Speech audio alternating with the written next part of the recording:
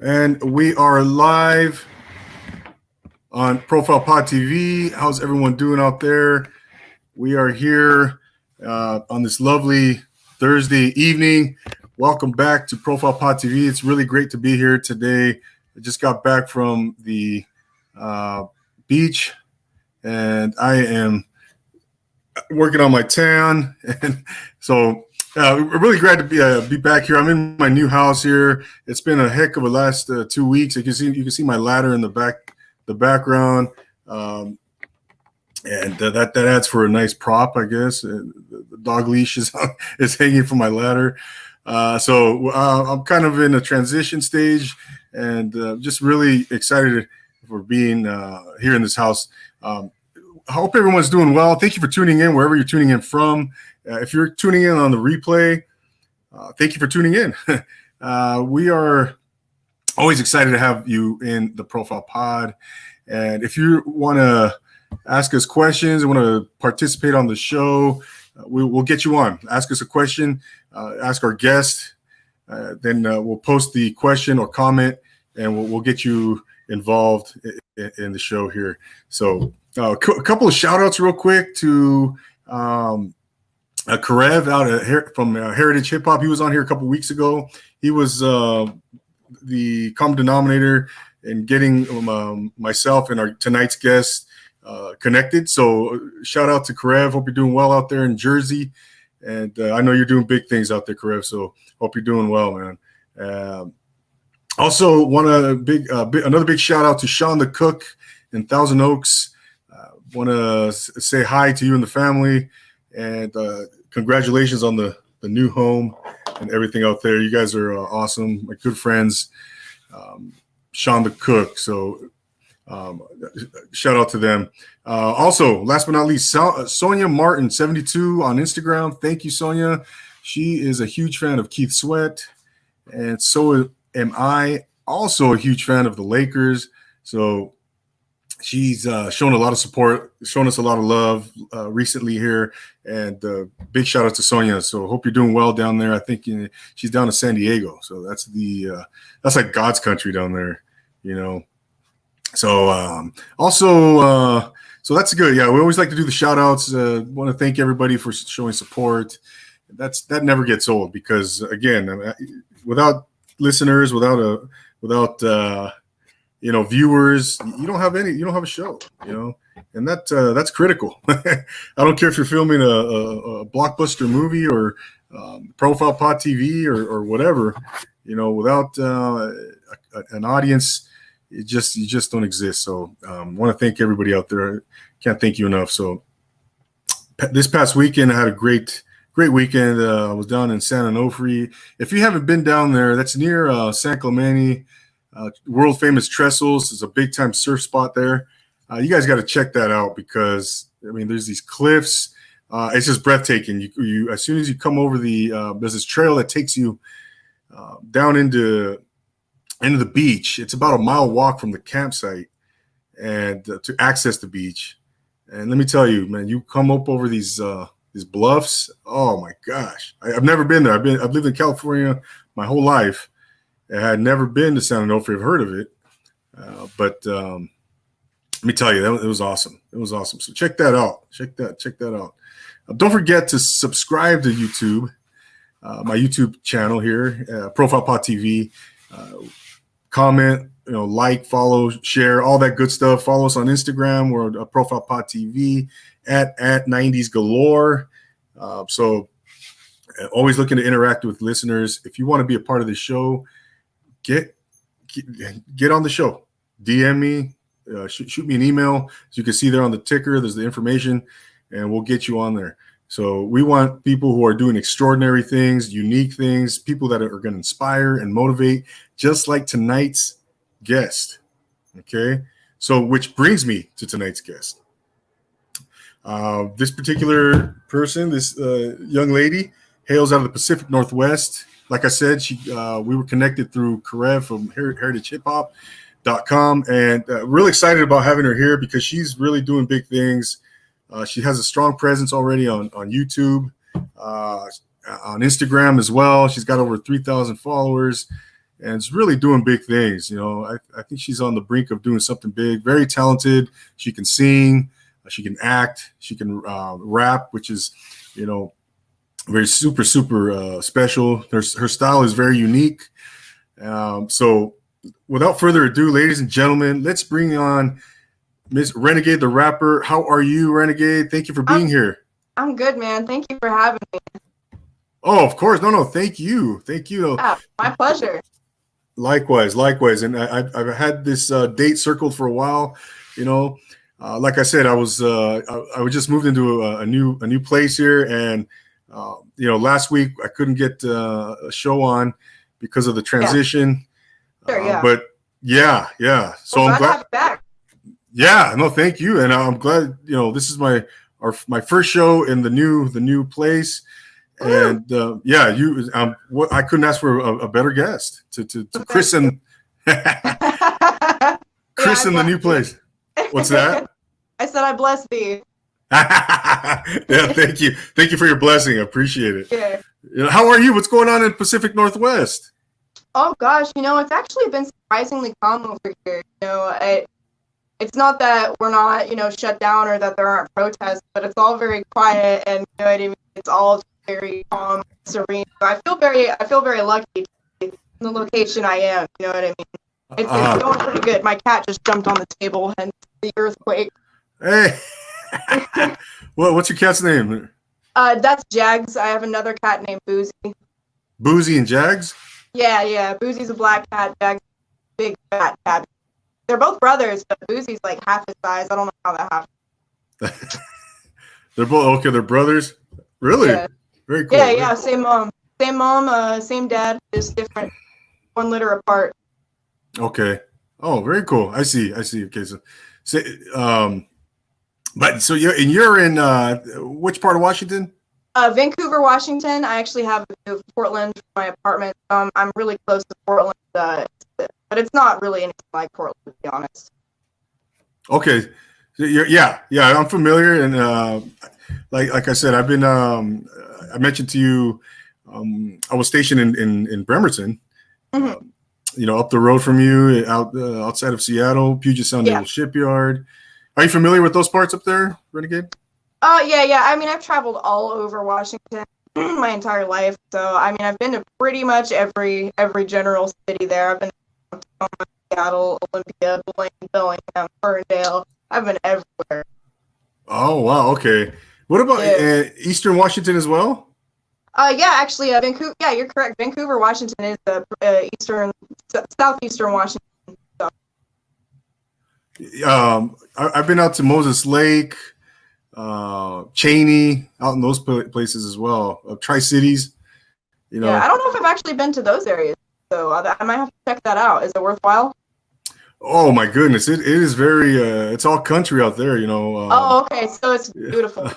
It's nice, yeah, for sure. It's so much different from Western Washington, where you have the rain, you have but out in those parts it's more flat. It's not as it's a different climate as well. So, but it does get cold out there as well. You get snow. Yeah, it gets cold every year, but I mean the weather's hotter. It's got more diverse climate than I realize. Yeah. I know. I haven't been up there since I got out of the Navy, in 1997. Okay, yeah, it's been a while. A lot has changed.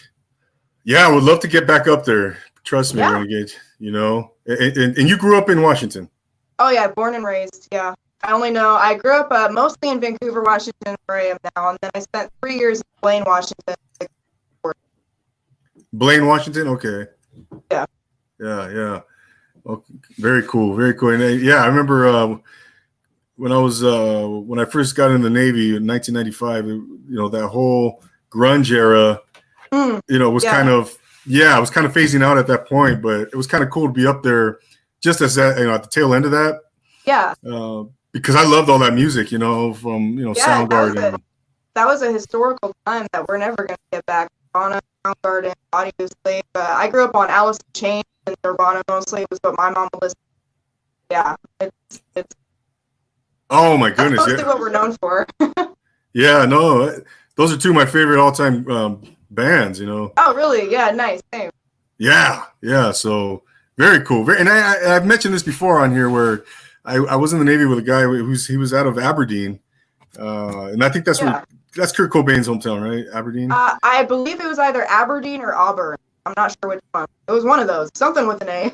Yeah, right. And supposedly he had gone to school with Kurt Cobain, high school, and he was nobody. He was like it was a known thing not to talk to him about it, to ask him about it. I don't know, but anyways, Oh, but really? That's yeah, interesting.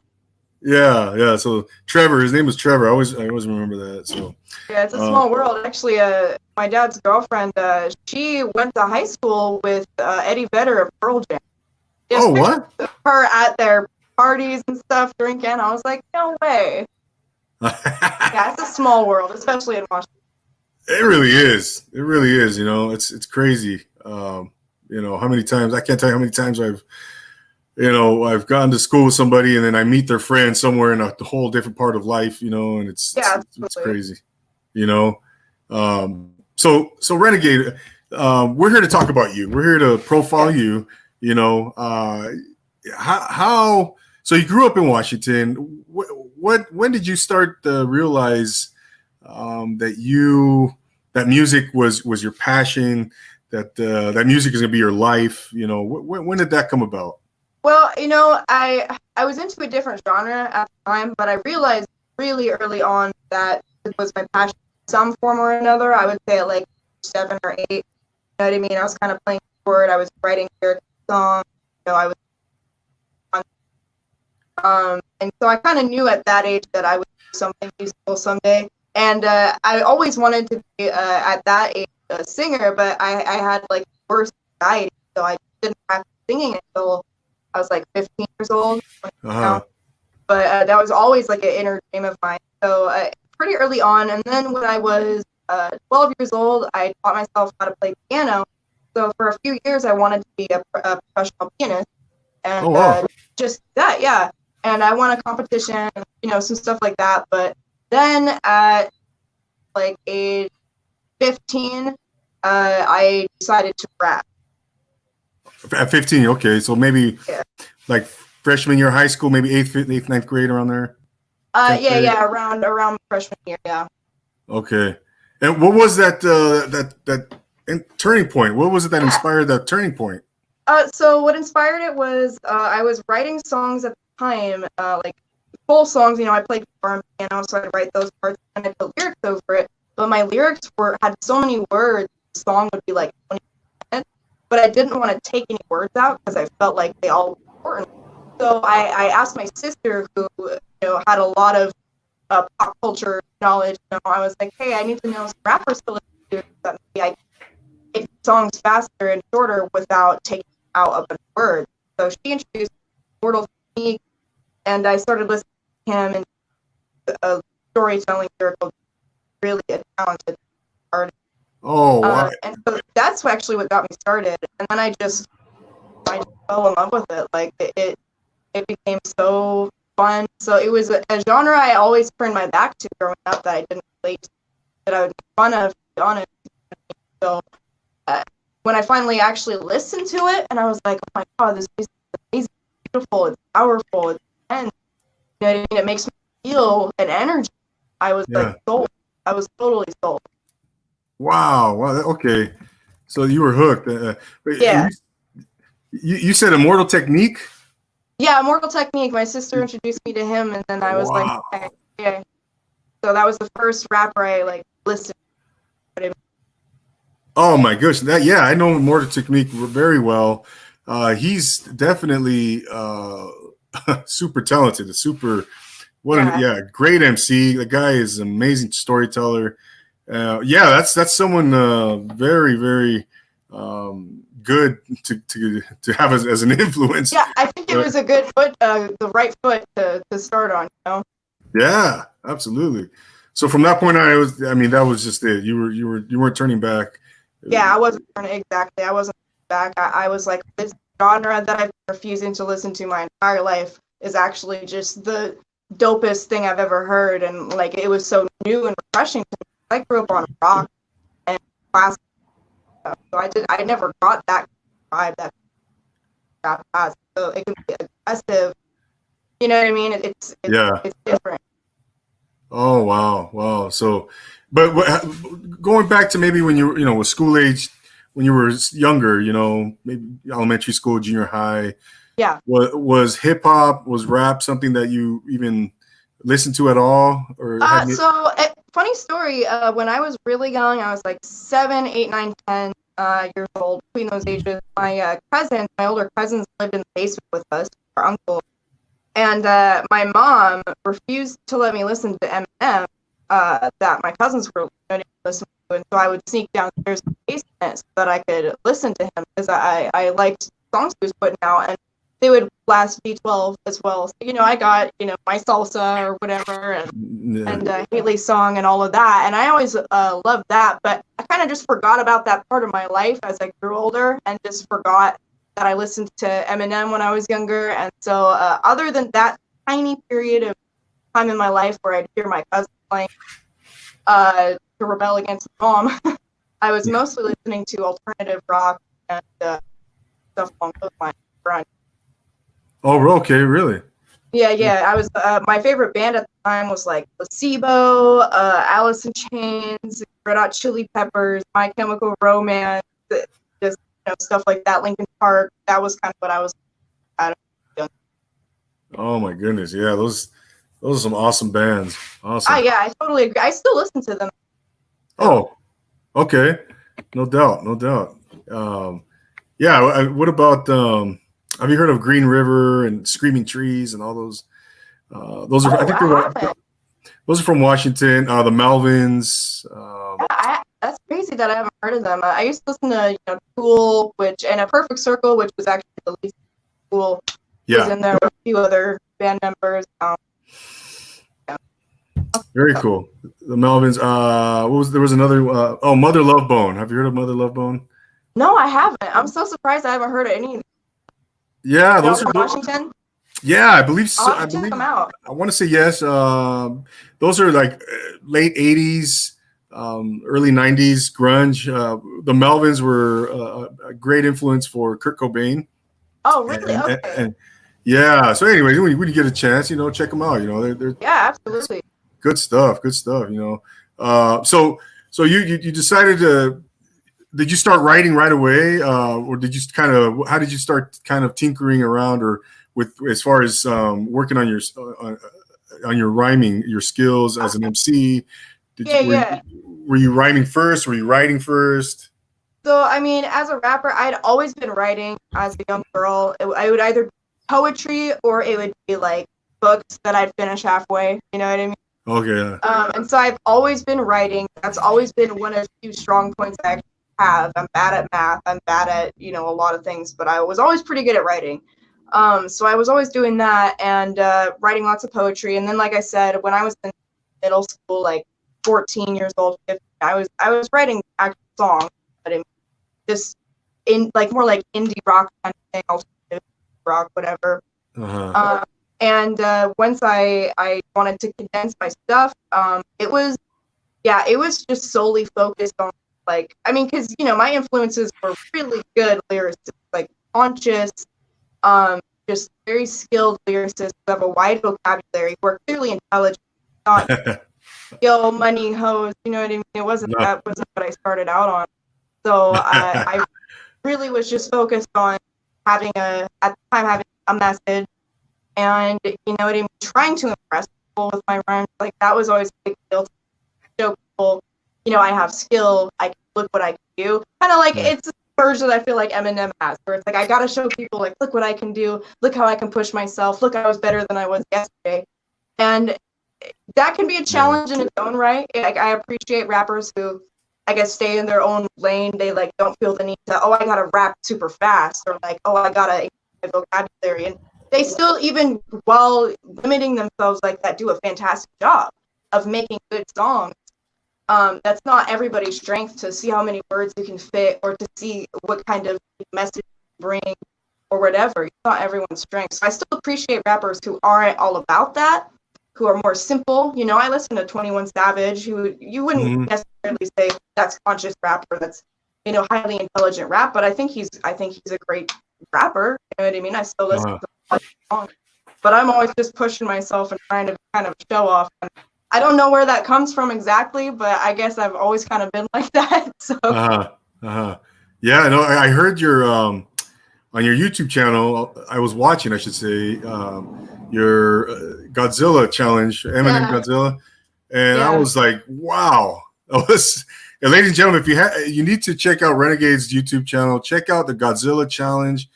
Look up Renegade the rapper on YouTube. You'll find me. Yes. And let me just tell you, I don't think I've ever seen anyone rap that fast. That was just amazing. Really? That was impressive. That's really an honor. I mean, to admit, to be honest, it was one of the most difficult challenges I've ever done, period. Not just with rap, just like period. The most challenging. I felt like a week, like 3-4 hours a day for that entire week trying to get that line right. I woke up first thing in the morning, I'm doing it in the bathroom, I'm doing it in the shower, you know what I mean? And the crazy thing about that verse, I think it's one of the hardest rap verses ever. One of them. I'm sure Twista and maybe Logic and Joyner or Lucas have probably written something just as difficult. But it's one of the hardest rap verses ever. Because even though you saw me do it, and I know I can do it, it's still a hit or miss every time I try to do it, whether or not I'm going to mess up to this day. And I practice it almost every day. So wow. Eminem, like, he really did us like that, you know? Absolutely. No, would you give us a sample, Renegade, right now? I'll probably mess up, but let me just catch my breath and I'll give you something. Yeah, that'd be great. But then with the venom and eliminate him, other words, I don't want to hurt him, but I did. I'm in a fit of rage, I'm murder again, but it would have been a finna kill him into all the fucking bodies in the lake, obliterating everything incinerating again. I'm gonna make anybody who want it with the benefit, but nobody want it, but they're gonna get it anyway. Because I'm beginning to feel like I'm mentally ill, I'm mentally kill the vanilla cover, like you're bringing to kill it within me. I mean, you don't want to be the enemy of the demon, you want to be the receiving enemy. What's the pity to be? Everybody means the epitome of a spitter when I'm in the vicinity, but fuck you better duck, you fit with death the minute you run into me. 100% if he was the 5th representative of me, about to finish it. I'm about to fucking finish you, bitch. I'm unfadable, you want a battle, I'm available, I'm blown up like an inflatable, I'm undebatable, I'm unavoidable, I'm undebatable, I'm on the toilet, got a toilet full of money and pitiful about a folder. Wow. So that's a little bit sloppy, but I wanted to get the whole thing for you because I saw you ask it and I was like, man, I gotta at least try and get through it, even if I mess up. Oh, that was amazing. That was okay. Now I want to battle. No, I'm kidding. I'm just kidding. I got scared for a second. I'm like, man, I suck at rap battles. Oh my gosh, no way. That was so impressive. Yeah, I appreciate that. Ladies and gentlemen, Renegade the rapper is our guest. That was awesome. Awesome. Thank you. Yeah. It really takes the life out of you every time you do that verse, man. I gotta tell you. Gosh, that is so cool. That is so cool. So, how have you always been able to go that fast, or is it something you kind of? No, actually, it was fun. It was funny because when I saw the Godzilla challenge Eminem put out, and he didn't really specify that it was actually just lip syncing, and so I was like, oh god, I gotta show that I can do this. This is my opportunity. This is my chance to show what I can do to Eminem. You know what I mean? Yeah. And so I practiced, because I'm not. You know what I mean? I was always would look at Eminem and be like, you know what? That's kind of a goal that I'm not gonna reach till I'm 30. You know what I mean? I need to lower my expectations of how far my skill set can go right now, because I know he practices. I know he's harder at rap than I just know he does. You know what I mean? And so I was sweating, man. And but the thing was, even though it ended up being lip syncing, and I didn't know that, it ended up I became a better rapper, period. I leveled up, it felt like in a video game. As soon as I was like, oh, I can do this, even if I mess up every other time I do it, I can still do it. That was not only a huge accomplishment, but it actually helped further my skill. I can hold my breath for longer now, permanently. You know what I mean? I can rap faster permanently. I'm more creative with my lyrics permanently. It did change me as a rapper, so I'm so grateful I learned how to do that. Wow. So do you think that had anything to do with your level of confidence at all, or is it was more of a just a skill? Right. You know what? That's actually a good question. It was mostly the skill, because like I said, I'd never had tried to rap that fast before. I tried to rap fast, pretty fast, but I'd never tried to rap that fast. So it was definitely more skill, but it did give me a lot of confidence, because I had some low self-esteem, as I Mm. was insecure as a rapper, going, oh, I can rap fast, whatever, so I'll never consider one of the best. Even though plenty of people who don't rap that fast are considered the best of the best, I'm really hard on that. Yeah. I'm Yeah. thinking, well, if you can do it, you should try to do it. So I was pretty insecure before that, but once I posted it, I was like, now I can show people, especially my cat. Now I can show people that my melodic singing kind of thing, like with my song Hangover and my song Why. That's not all I can do. I can rap fast. I can rap bars. It's just it depends what mood I'm in. Mm. Yeah, yeah. No, that was that's really impressive.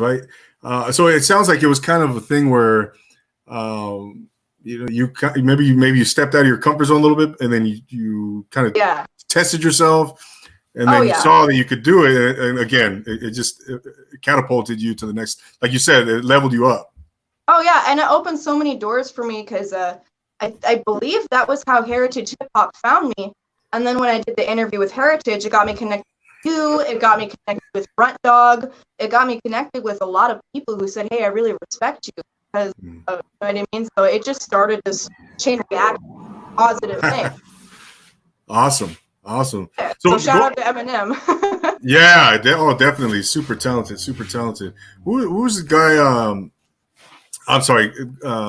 Going back to Karev, and on that interview, you said you alluded to something about being a sicko. You said someone. Those who really know me, I'm a sicko. Can you explain that a little bit? What's that all about? Yeah. So I mean, a lot of times I know how people who just meet me perceive me. They see me as probably pretty innocent, pretty harmless, somebody who has had a lot of dark, morbid thoughts. But that's I am innocent. I would never go out of my way to hurt people. But I can be intense. I can be aggressive. I've had morbid thoughts. I have a very dark sense of humor.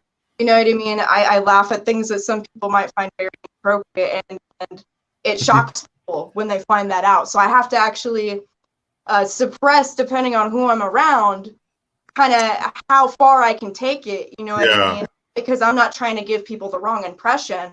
Even though it's like I would never act out on anything that would be considered sick, but my mind entertains sick things all the time. And the thing about that is I think that all humans have these dark or morbid thoughts. It's about who acts on it and who knows that's wrong and goes, okay, I can entertain that in a rap. Like Eminem, he's rapped about murdering people, and we know he's never done that and he never would.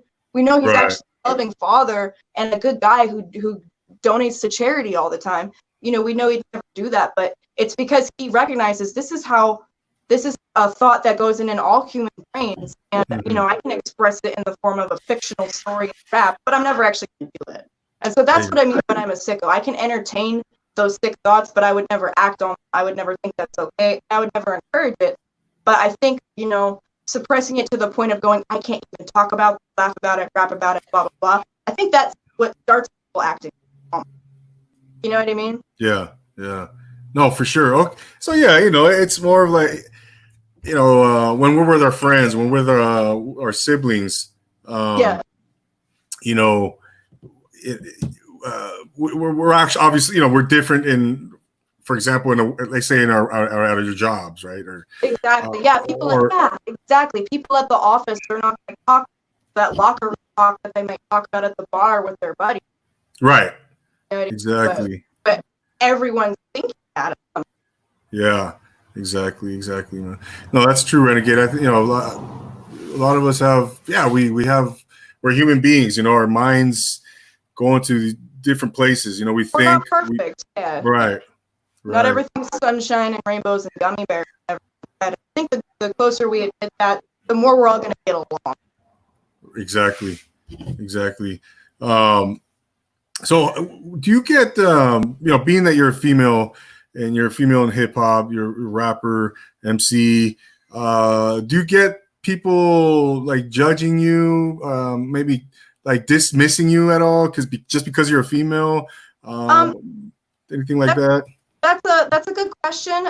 In my personal experience, the actual experience I get just for being female is more along the lines of people thinking that I don't need to be super good at rap or have a high quality song because if I look attractive to them, that's what will get them to check out my music. That's what will get them to respect me. And I've had that happen a lot. Like, and I think that is frustrating, but can be easily used to your advantage. So imagine people finding you attractive and you have a skill set, right? Now it's like a double whammy. But the thing I do notice is people will get surprised. They'll go, "Oh, I didn't know a girl could rap like that." And that to me is kind of like, I mean, I get it, because I get that a lot of female rappers, you know what I mean? It's really hard for them to come up and get respect. So I get we don't see a lot of them showing their skill set, but it is there. It is ever present. I know so many female rappers that would blow your mind that are on the same caliber or level of Eminem or somebody like that you just never heard. And so I would hope that I could help it be less surprising when a girl rap about Gulliver. You know? Wow. Yeah, no, that's I was just curious, because we live in we live in the world we live in, right? And I think it's different for every girl though, you know what I mean? Like, I always understood, like, when guys would tell me like, "Oh, show more skin," or like, "Oh, they would try to schmooze me into doing other stuff with them when I'm trying to just work with them." It's like, I was always aware of that. So I never got taken advantage of, because I always saw that and went, "Oh, you're taking advantage of me," or, "Oh, you're looking down on me. So now I'm just not gonna mess with you." So I never had to deal with a lot of stuff other women dealt with, where it was normalized in their world. So they didn't even know it was wrong until they're already in that world. They didn't know it's for a guy to say, "Yeah, sure, you can be part of my label if you do, this thing or this favor." Some girls were never raised that that's wrong for them to do to you until they've already done it and they're already scarred. So I have sympathy for that, but I personally have never experienced that, because I just was lucky enough to have that awareness of this could happen to you. Yeah, no, that's a good point. That's a good point. I think, and you know what though, Renegade, I think ultimately, talent, plays out, talent and skill and professional. Oh, absolutely. Yeah. And these female rappers have proved it time and time again. You know what I mean? There's a lot of successful ones like Snow the Product, you know what I mean, who just blow me away, who are doing great. I mean, Eve and Missy Elliott, they were like, in the 90s and early 2000s, they were big. Yeah. And it's like, women do get respect. But, we also have to understand if it's mostly like 75% men who decide to rap, it's probably going to be 75% of men that get successful at rapping. You know what I mean? And that's just kind of something you have to accept. It is a number game, a probability game, and more men rap than women, and that's just a fact. Yeah, for sure. No, it's and like I said, you're professional. In your case, talent and skill and professionalism and work ethic. That's all. That's all evident when I see you. And that's all. That's going to play out. I mean, that's ultimately going to win out, and be part of your success. Yeah. Oh, yeah, I totally agree. I never heard anybody ever say, "Oh, because she's a girl or because she's attractive. So, if she's a good rapper, I don't know." Like, I've never heard anyone say, "Oh, Snow the Product sucks at rapping." You know what I mean? I've never heard anybody say that. It doesn't matter how pretty she is, or that she's a girl, or that she's feminine. You know what I mean? It's everybody wants to be skilled. Everyone accepts it. So her being a girl doesn't change that perspective on it. But right. You mentioned your song "Why." Yeah. Titled "Why." Talk about that song. I saw it on YouTube. I've heard it several times, and when I listen to that song, I feel like it makes me feel pain. It's very it's a poignant song. It's so I can imagine when you were writing it. Correct me if I'm wrong, but when you thought of that song, it was based on experience, your personal experiences. You're totally right. Yeah, and I'm glad you brought that up, because not all of my songs are based off of experience. Oftentimes I'll write lyrics and it feels like I'm like possessed by some other entity and I don't know what I'm writing until it's written. But Why was actually something that was dedicated to a pain I was feeling. I was with my ex and I felt like, why you always got to drive me mad on purpose? But you got to make me feel like I deserve this. Things where it's like, what you're doing, what drives you crazy. But you don't care. And on top of that, even though I did nothing to make you do this, you're going to tell me I did. You're going to tell me this is how it is, this is what you deserve. And so, it was kind of that thing of like, as much as I love this person and I adore this person, I can't also at the same time bear with the pain this person puts me through, tries to put on me. It's one thing to hurt someone. It's another thing to blame them for the fact that they're hurting you. Mm-hmm. And so, that was a lot of what it was about. And, before that relationship, I was in an emotionally abusive relationship with somebody else who, did the same thing, amplified times 10. Mm-hmm. And which was why at the end I had the, talking about, hey, here's some hotlines you can hit up if you're in a abusive relationship, because some people don't even know that they're in it. So that was a lot of what the song is about, is just because you love someone doesn't mean you need to stay. Yeah. You know what I mean? And it doesn't mean that they care about you as much as you should, and it doesn't mean that you deserve what they're putting. So I'm trying to like get that through to other people, because I have people come to me all the time talking about the horrible things people are doing to them in relationships that they think is acceptable.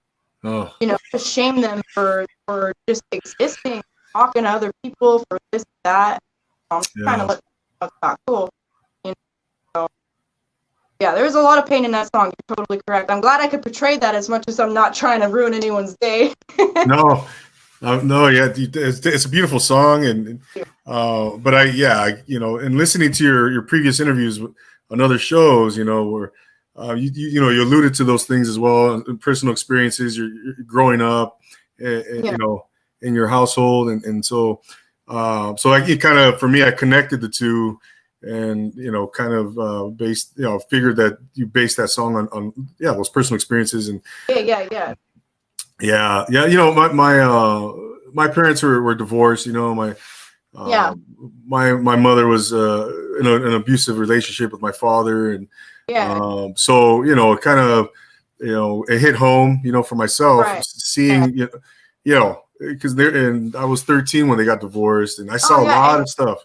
And witnessing an abusive relationship, especially if you're the child of those parents, can be just as hard, difficult. Oh. You know what I mean? I went to a friend's house when I was a kid. A daughter, a son. My brother and I were good friends with them, and we were all like age, between 12 and 8. And I remember one time I was there at their house, and the dad was in the room just screaming in the mom's face while she's bawling her eyes out.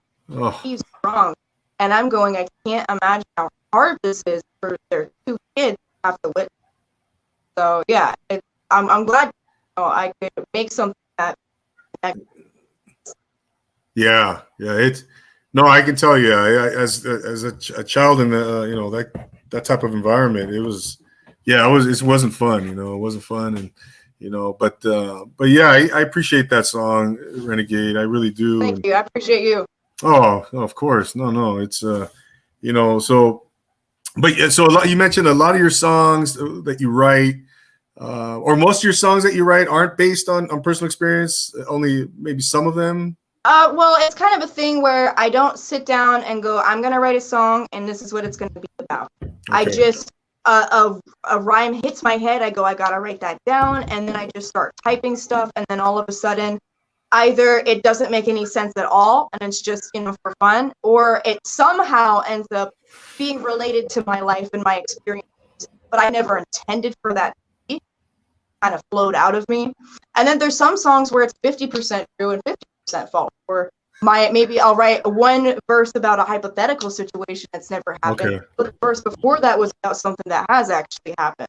So to me, rap is storytelling to a beat. So just like Stephen King writes fictional horror stories, right, about things that didn't happen. This killer clown, you know what I mean, that had children floating up in the air, that's not real, but he can write about it. And so that's what I want to help people understand is, if you're a rapper, you don't have to write about every single little thing you've ever done. Like, you can write a fictional story to amuse or entertain or open someone's mind, mm-hmm, or stimulate them in some way.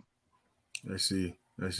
So, but do you have those moments where like something hits you, an idea hits you, and you just have to, no matter where you're at, oh yeah, you have to start writing, you have to jot those ideas down or whatever? Absolutely, all the time. I have to keep in my phone for when that happens, when I'm out and I don't have paper.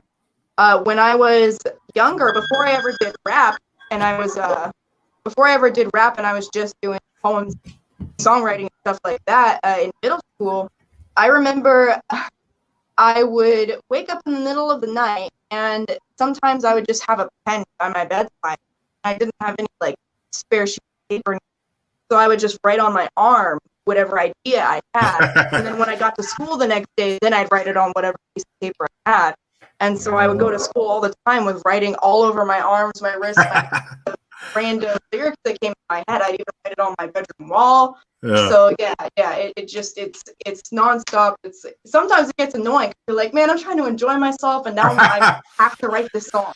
Yeah, I can imagine it. The life of an MC, right? I mean, yeah. No, you got it. I mean, shoot, sometimes that magical thought comes across, right? And you even right? Yeah. Even as a podcaster, doing this, I'm like, oh, that's a great idea, and then I'll forget it. I'll forget it if I, 10 minutes later. Totally. And I'm sure you even think of like, that's a great question I could ask right. my next artist, or that's a great artist I could have on the show. And then you're like, wait, who was that guy? What was I gonna ask him? Dang it. Yeah, same. Yeah, right. Yeah, you almost gotta. Well, we have phones now. I was gonna say, even carrying a little pocket notebook. I might start doing that or something. I don't know. Oh yeah, just like in Blue's Clues, right, with the blue crayon and the little notepad. Yeah, there you go. Blue's Clues. Damn, I haven't heard that in a long time. Right. Yeah, I was raised on that. Yeah. Ladies and gentlemen, we were talking to Renegade, the rapper extraordinaire from Washington State. Renegade. So how often are you writing right now? Like, are you right now just going crazy, or is it is it more? Yeah. How often? Yeah, it's actually a good question. Because before the past 2 months, I took a hiatus from writing so that I could just practice my bars, get them down, have it be, a part of me, something. I wanted to be able to practice to the point where if someone puts me on the spot and says, okay, we'll rap for me, I don't get nervous and choke up and go, oh crap, I don't remember anything. You know what I mean? So I had been focusing on just memorizing my songs and stuff, and really just being an MC, not trying to rap, but actually being a rapper. But as of the past couple months, I've been writing like crazy, because there's also this obsession I want to have with being a really good lyricist and getting better at freestyling and things like that. And so I've been trying to write more. So I've written 10 songs in the past 2 months, and it just is nonstop. I have hundreds of songs that I want to post. It's scattered. It's crazy. Oh wow. So stay tuned, huh? Pretty much. Yeah, stay tuned. I've got bottomless work. I don't know if you've seen The Doors, the movie The Doors, where yeah. You seen that? Yeah, I love that band too. What's that? Yeah. Yeah. Where Jim Morrison's telling, it's at the beginning of the movie, and he's like, I got his whole concert in my head. He tells him. And, yeah. I don't know if you remember that. He was showing him some of his lyrics and his poetry. His friend, who was supposed to be, I think Ray Manzarek, and he's like, "Geez, man, where'd you get these ideas from?" He's like, "Dude, I got this whole concert in my head." Anyways, but I can imagine. That's awesome. And you know what else about Jim Morrison? I had this biography book about him, and he actually had horrific stage fright on one of his first performances. I believe it was at the Whiskey A Go Go. He performed with his back to the audience, and I connect with that so much because I'm the same way. And I've performed on stage before, and it does give me anxiety, but it gives me even more anxiety when I'm one-on-one with somebody. I mean, I choke up. I have a decent singing voice, but for example, I tried singing in front of one of my friends the other day because she was saying that she took vocal lessons so she could teach me to sing. So she's like, okay, just sing anything for me. So I tried to sing a song I've sung a million times. When I'm alone, it sounds great. And in front of her, I just got so nervous, it just sounded awful. And I'm like, okay, trust me. It's like that thing when people are like, I can be invisible when no one's looking. I have superpowers when no one's looking. Yeah. Oh, so you get it's like almost the opposite effect for you, where you have no problem performing in front of large crowds. Right, but when it's in front of just one person, or even by myself, the anxiety is crippling. It's this weird thing, but I think it's about preparation. I don't go on stage if I'm not prepared. Yeah. So because of that, every time I'm there, I'm prepared. I practice the song a million times. You know what I mean? And so it's just easier for me. But when I'm put on the spot, it's like, okay, so I have 200 songs, right? Which one do I want to memorize? Did I have in my memory right now? You know what I mean? Is my voice feeling good enough to spit it for somebody? Can I sing right now? Or is my voice hoarse from talking and laughing with my friends all day, or from smoking, or from, you know what I mean, being dehydrated? And these are things people don't take into account when they randomly ask you to sing and rap for them. Right. Yeah, that's true. That's true. They expect you to just on a drop of a hat, like I did like 10 minutes ago. Oh yeah, I'm sorry. but you know, it was so great though, because it prepared me, because I'm going, you know what, if I ever got successful enough to be on like a big talk show or something, like, and they told me, okay, well, I saw you did Godzilla, why don't you do it right now? And I can't do it. That would be so embarrassing. So I was like, thank you. I'm so glad he's got me prepared for this. Like, that was perfect. That's what I need. I need people to put me out of my comfort zone a little There bit. you go. Yeah, right. Exactly. Practice, right? I mean, yeah, exactly. Yeah. You got to put yourself out there, right? And test the waters. Yeah, exactly. So yeah, I appreciate you giving me that little push I needed. No worries, no worries. So have you recorded an EP, Renegade, or an LP? Do you have, or right now, are you still in the works, or? Yeah, so it's in the works. It's kind of hard for me because, you know, I've got, cool.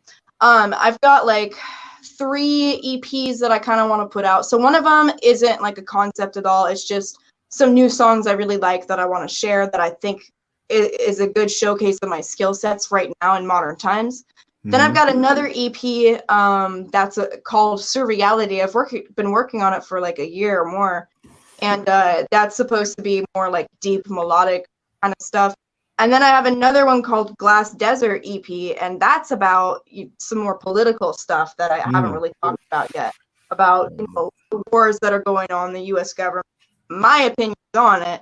So we're going to see which one I post first. It just depends on which one I end up finishing first, which depends on which one I feel like recording first. You know what I mean? It's just about when the mood strikes for me. So I've got 3 potentials that are going to come out, so we'll see which one comes out, hopefully by the end of the year. Oh, sweet.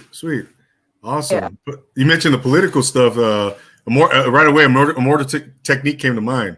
Oh, yeah, absolutely. Right? And you know what? That's great that you say that, because I didn't even realize this till just now, but he would be a great person for me to dive back into, because I haven't listened to him in a few years, to dive back into to get more inspiration for lyrics. Yeah, he's so good. Gosh. Yeah, right. I agree. Yeah, no, that'd be great. Yeah, kind of get some.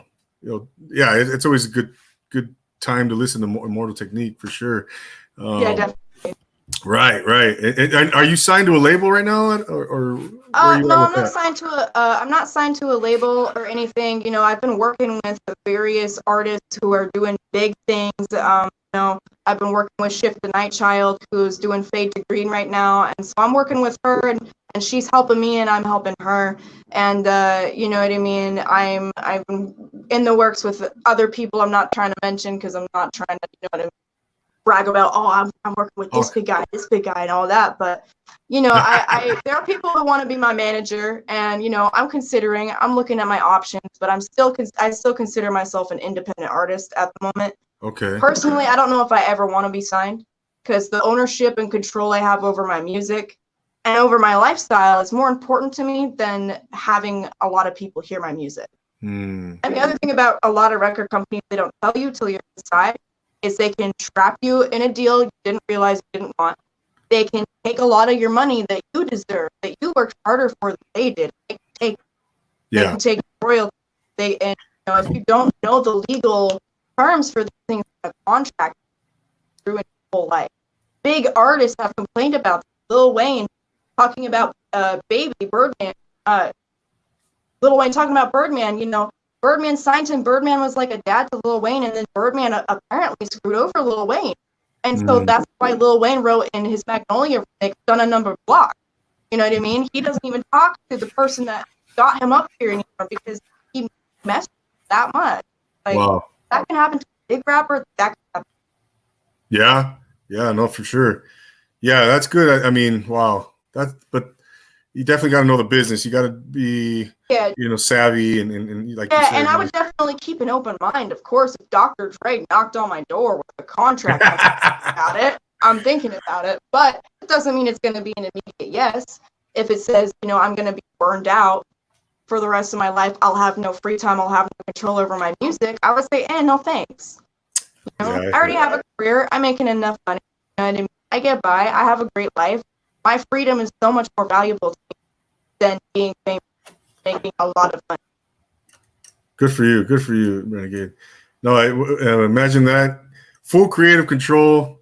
Renegade, here's your big contract. Imagine, yeah. No, hey, yeah. You never know. But yeah, no, good for you. I mean, you stay true to yourself. Stay true to your music. That's the most important thing for you. It sounds like. Yeah, I agree. I think that's the most important thing for any artist. I mean, even famous rappers are like, you know what, fame is really all it's packed up to be. I kind of want to get away from my record label and be independent. I mean, Eminem and 50 Cent both left Dr. Dre's label. 50 Cent left Dr. Dre's label Aftermath before his contract was up, and they're all best friends. So think about that. That's how crazy and intense a record deal is, that even the biggest of the biggest, who's best friends with Dr. Dre, is still like, all right, Dre, I can't work for you. Like, I'm tired, burnt out. You know what I mean? And so that was new to me, like, really, really have to know that's what. No doubt. Wow, that's I didn't know that. That's amazing. Yeah. Wow. No. So as far as an artist, Renegade, as a creator, what's something that really gets, your creativity? It really sparks your creativity. Is there something that you do, like maybe a routine or a certain ritual or a certain setting you have to be in to really bring out those creative juices for you? So there's a couple different things. One is my competitive side. So for example, when I see a rapper who's it's really good, I go, okay, now I have to try and do that and then do it better. Not because I can't stand people winning, because I can't stand me not pushing myself as far as I can go. So anytime I see somebody, whether it's a fellow rapper friend or something famous, that's spitting bars that I've never heard before, I go, okay, so now I'm going to spit your bars, I'm going to learn how you did it, and I'm going to do it better. And so that's one of them. Then the other is usually emotional pain. I'm in a lot of distress. The only thing that gets me out of that dark place is to write a song about it, create something beautiful. So songs like Why, for me, I wrote that song for my healing, for anybody else's. For me, that was writing that song. And I listen to that song to heal. And of course, I want to share it with others to see if it helps. But the intention was all for me, for what I was going through. So it's either pain or it's me out. Oh, wow. Okay. Yeah, I was going to say, what kind of tips can you impart? Can you share with others? Who are creators, myself included. Because you have those moments where you're like. And maybe you have those moments where like you have kind of a mental block or some kind of like you feel stuck and you can't really break through. And that's what any real artist goes through, periods like that. I don't care who we all go through periods like that where we feel like, man, maybe I'm not that good of an artist. I can't write all of a sudden. I can't rap. Like I told you, even though I can do the Godzilla verse, there are times where I'll practice it 10 times in a row and still not be able to get it right, even though I know I can do it. And so we all have those times where we're not on our A game. But my tip would be something that I've learned, because I used to be so true to myself that it was almost not good. I would like not take influence from other people enough. And so my advice that helped me is to try and, like what I did with the Eminem Godzilla verse, don't build a persona off of copying someone. That's not what I'm saying. But what I am saying is if you're struggling, go check out a rapper you really like or an artist you really like and do exactly what they're doing. So if you're like, man, I can't write right now, go listen to Logic if you like Logic's music. Go break apart all of his lyrics. Study how he does it. Look at his interviews of him talking about how he writes his lyrics.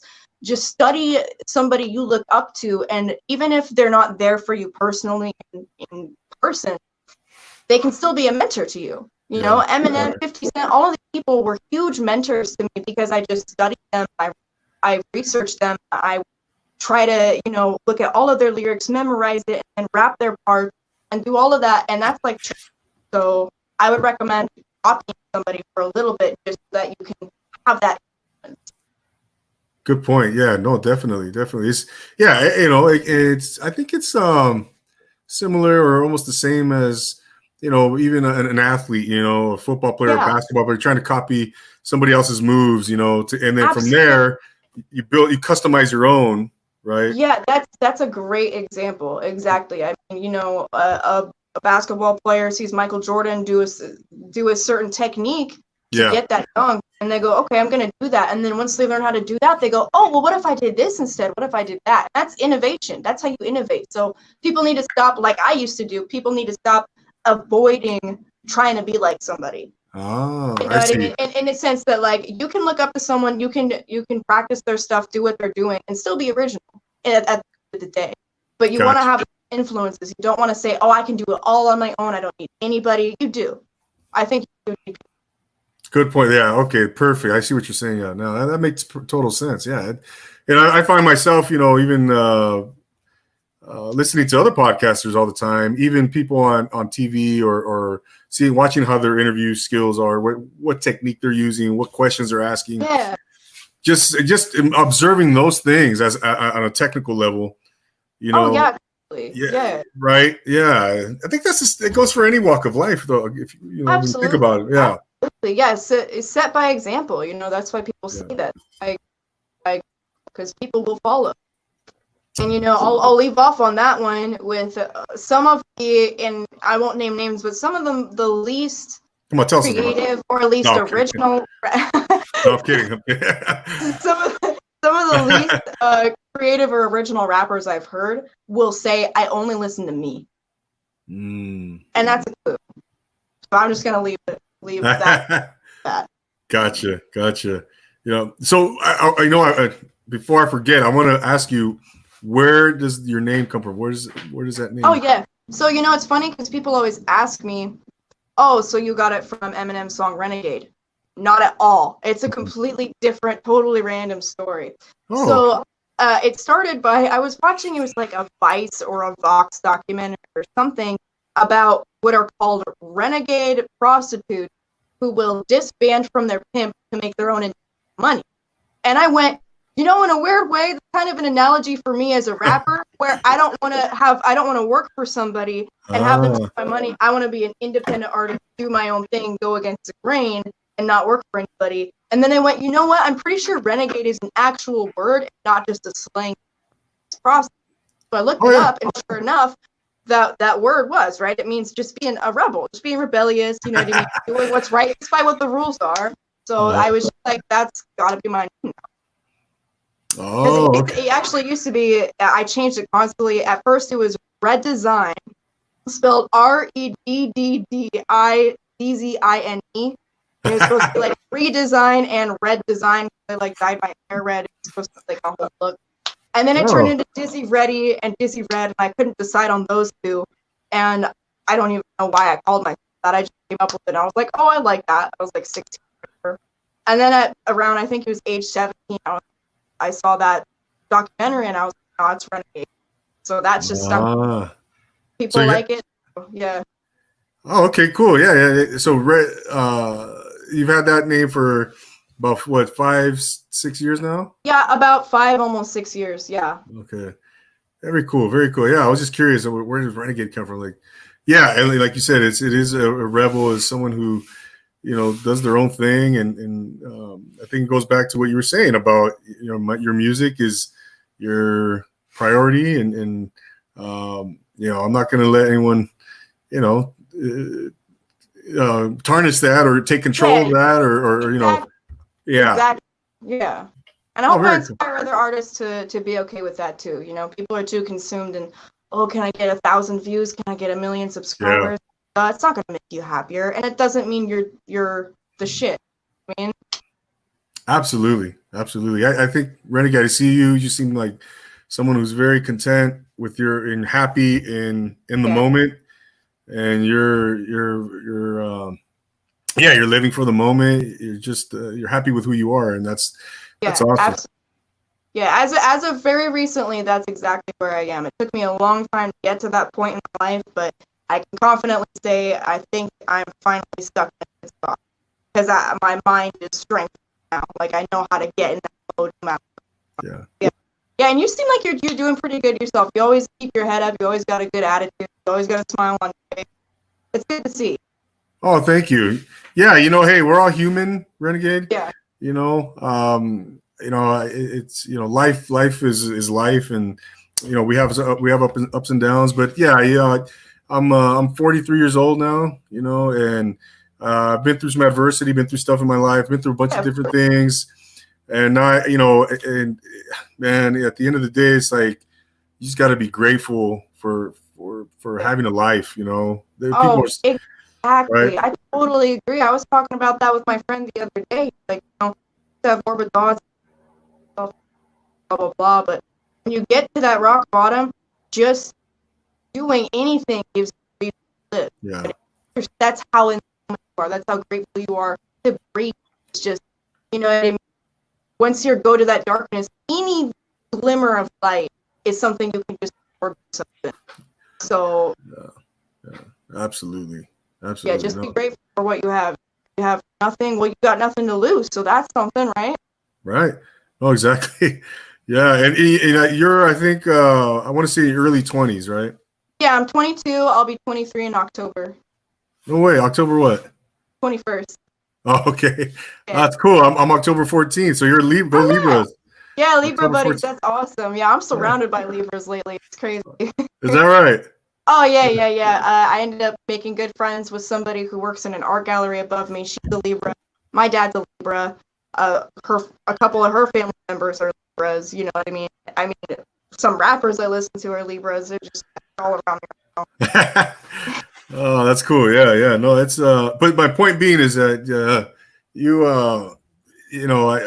I think it took me a while to get to this maturity level where I'm at, in life, and that's okay. I'm all right with that. But I think when I see you, you carry yourself very well. You're very professional, very mature, and I think I'm envious because I wish maybe, who knows, I don't know, but maybe I wish I had gotten to this for myself. Mm-hmm. I wish I would have gotten to this frame of mind earlier on. But hey, sure. You know what? We're all on a different path. We're all on a different path, man. Yeah, and I totally get that. Like, I've had moments where I'm like, man, I wish I didn't have to go through that bad relationship. I just found someone perfect before all that. But it's like, well, what if I hadn't have written the song Why? What if I hadn't have strengthened my emotional capacity to deal with that kind of pain? You know what I mean? What if I hadn't have gone through that and I would have been weaker because of it? And so it's that thing where you just got to try and see the bright side of it, because I totally know what you mean.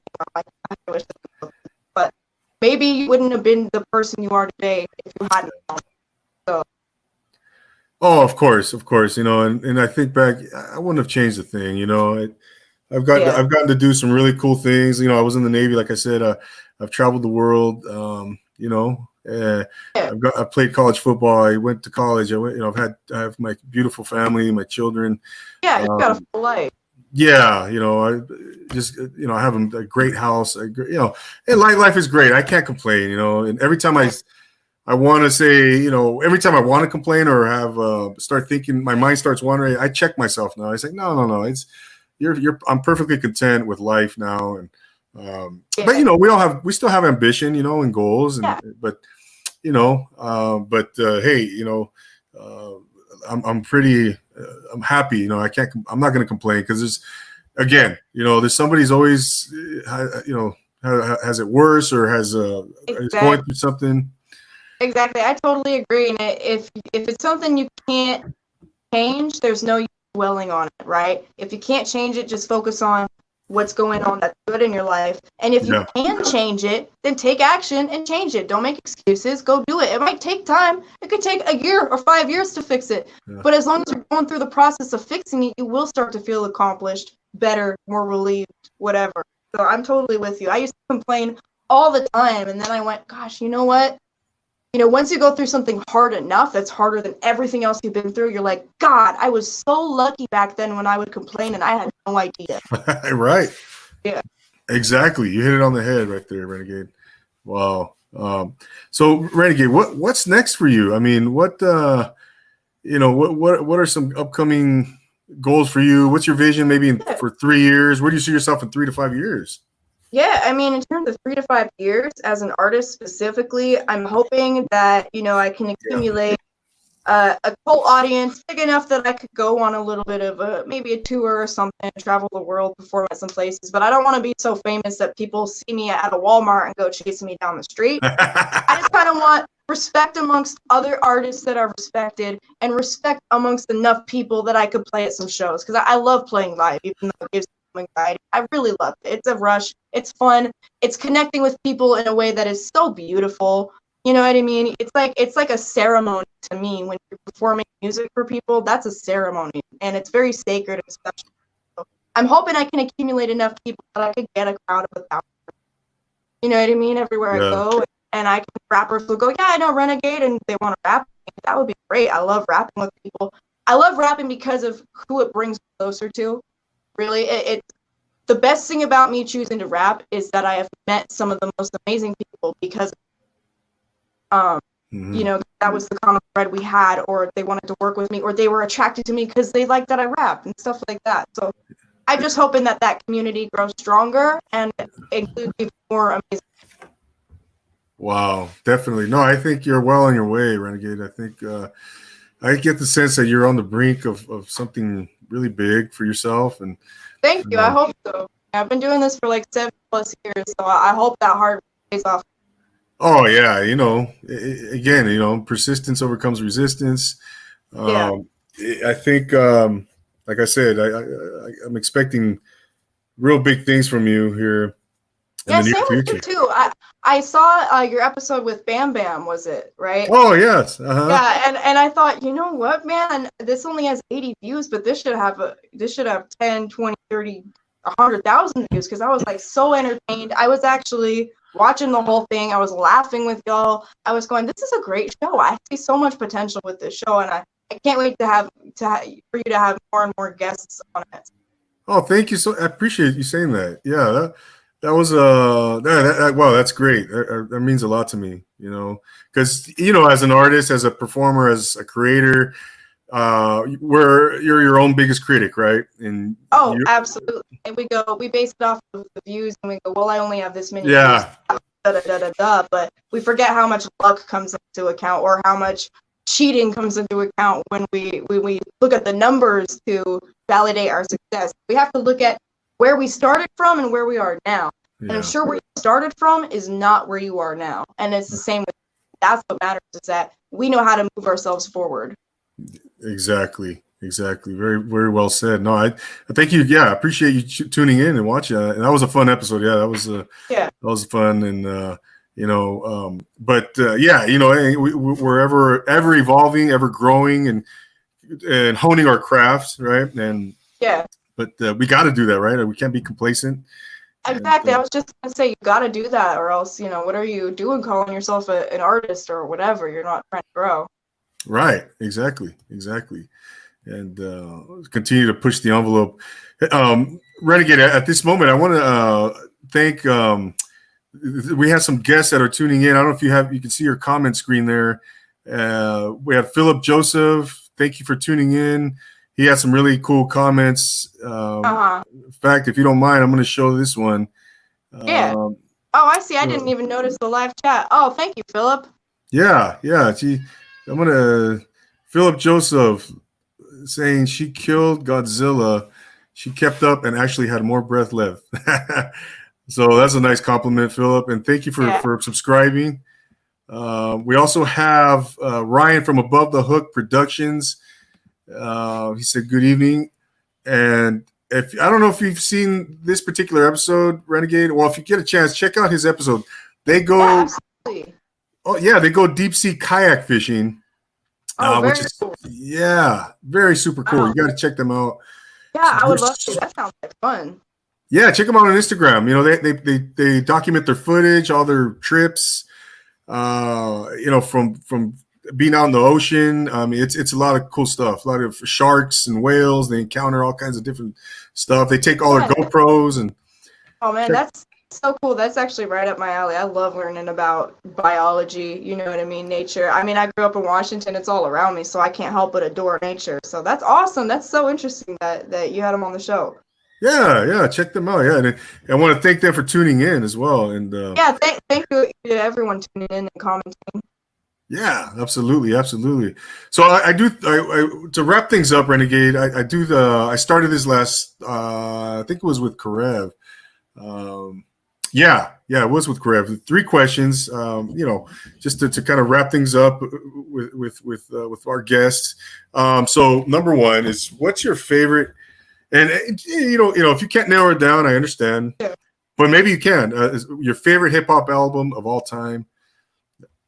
All right, that is a hard question. I was thinking about this when you sent me the email, and I'm going, there is a small handful that are my favorites that are hard to choose, but I'll choose the one that I would say was most influential to my style, and that would be one of Eminem's least favorite albums by him, which is Relapse. Oh, okay. There were a lot of those lyrics. I mean, I remember trying to spit every single lyric of every single song on that album when I was 16, 17 years old, and I was in a very dark spot. And I remember his lyricism and style of just pushing the envelope in terms of how dark can you go, how crazy can you sound. Just total embrace of freedom of speech and freedom of mind, not just of, oh, will people not like this? Will somebody's grandma find this not okay? He didn't care. He just did it. And that just inspired me so much. Of like, don't care what people think. It's just words. They don't like it. They don't have to hear it. Yeah. Write it if that's hard. So I would have to pick that album. Well, Relapse. Well, and then personally for him, that's one of his least favorite?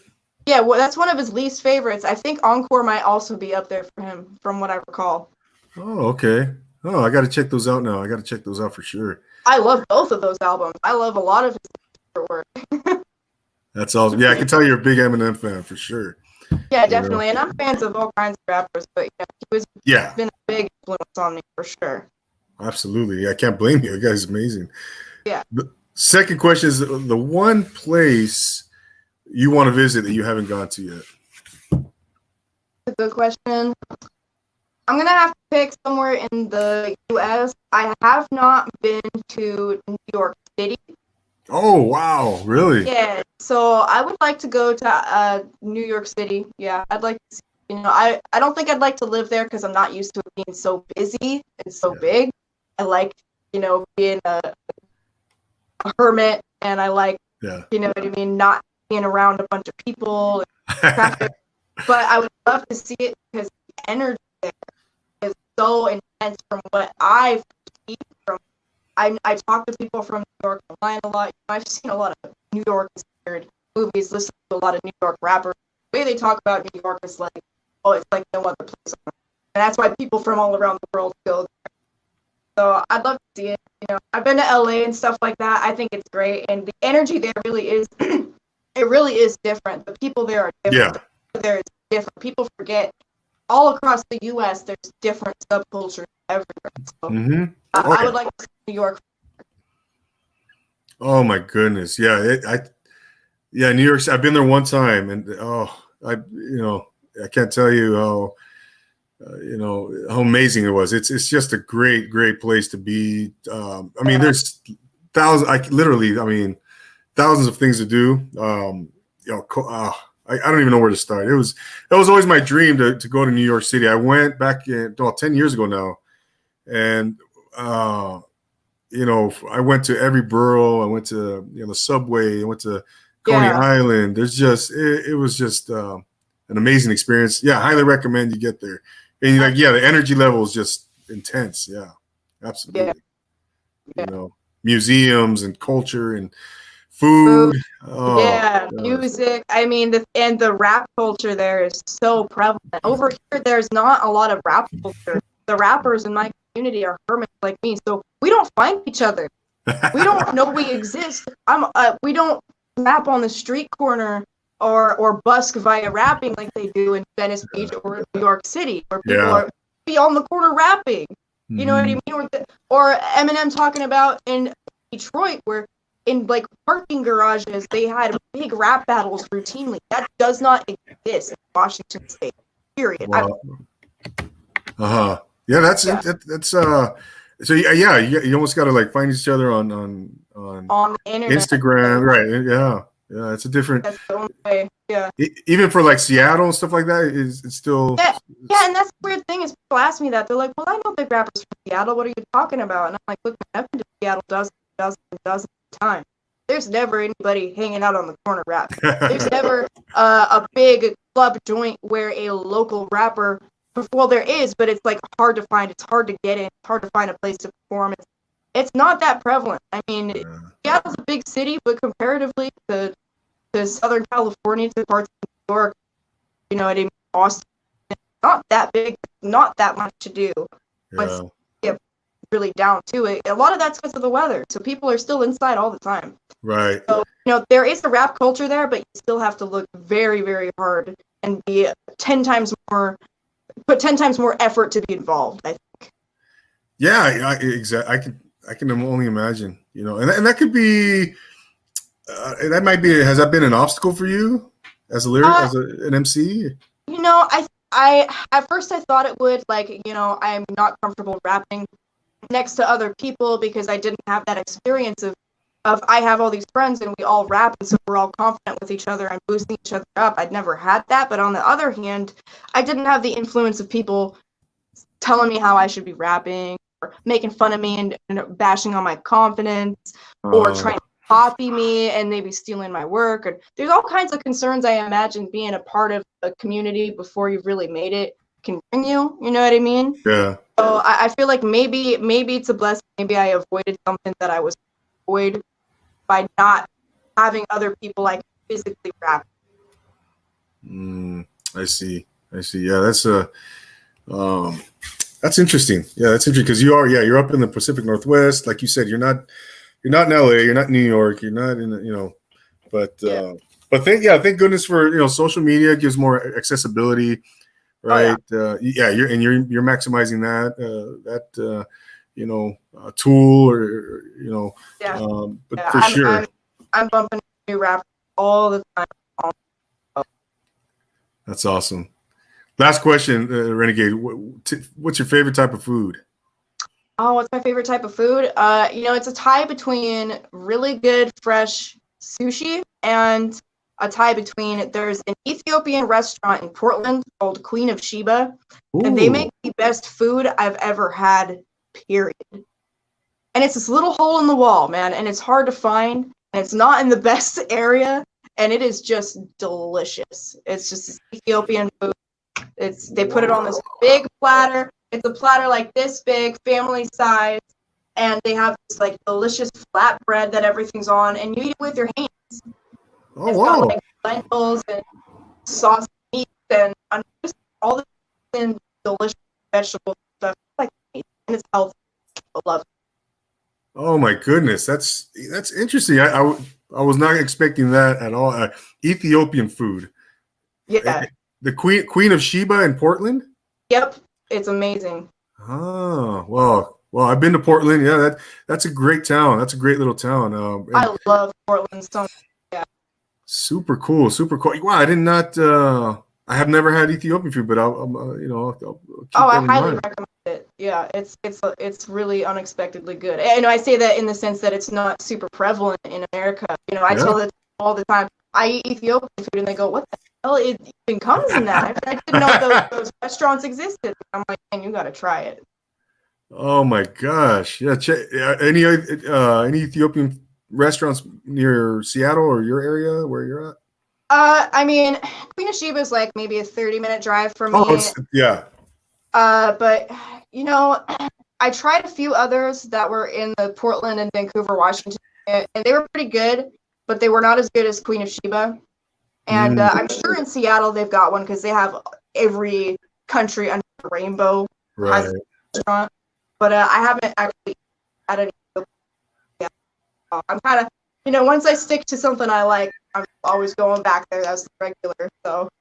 Of course. I keep thinking Vancouver, Washington is up the right, closer to Seattle. It's right. Everybody does. I don't blame you.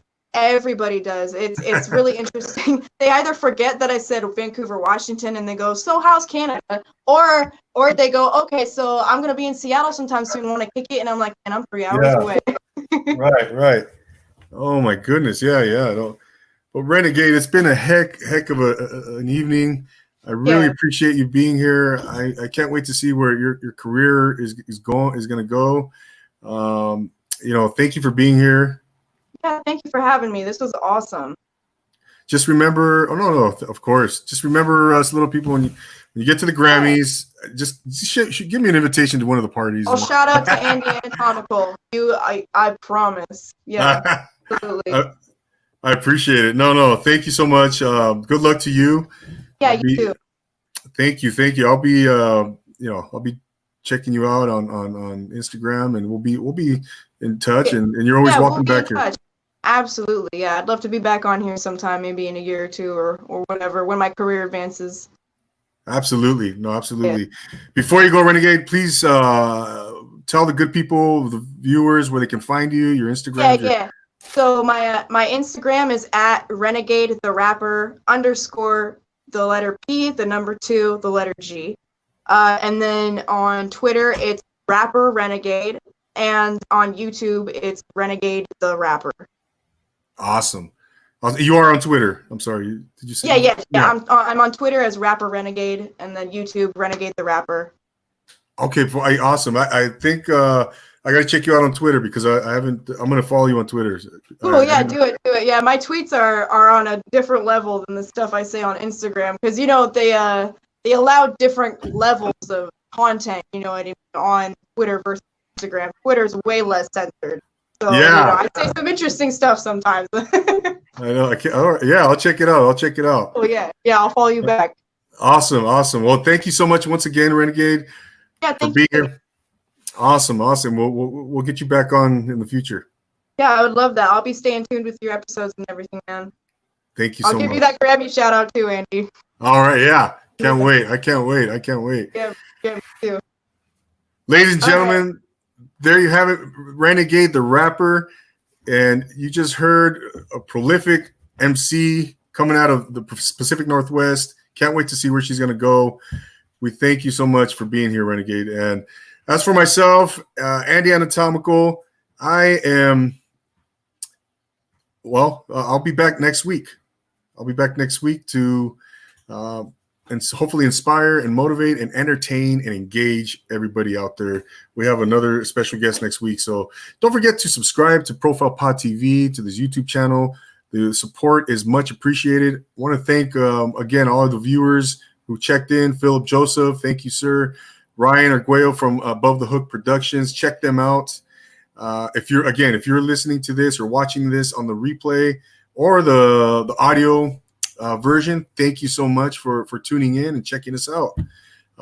Again, like, follow, subscribe, give us a review on Apple Podcasts, give us those 5 stars, follow us on Instagram at Profile Pod TV or under 90s Galore at 90s_GALORE. So always fun to interact with the audience. What else? What am I leaving out? It's always fun to be here. Profile Pod TV, back at you next week. As always, I'm Andy Anatomical, and always remember to take it easy.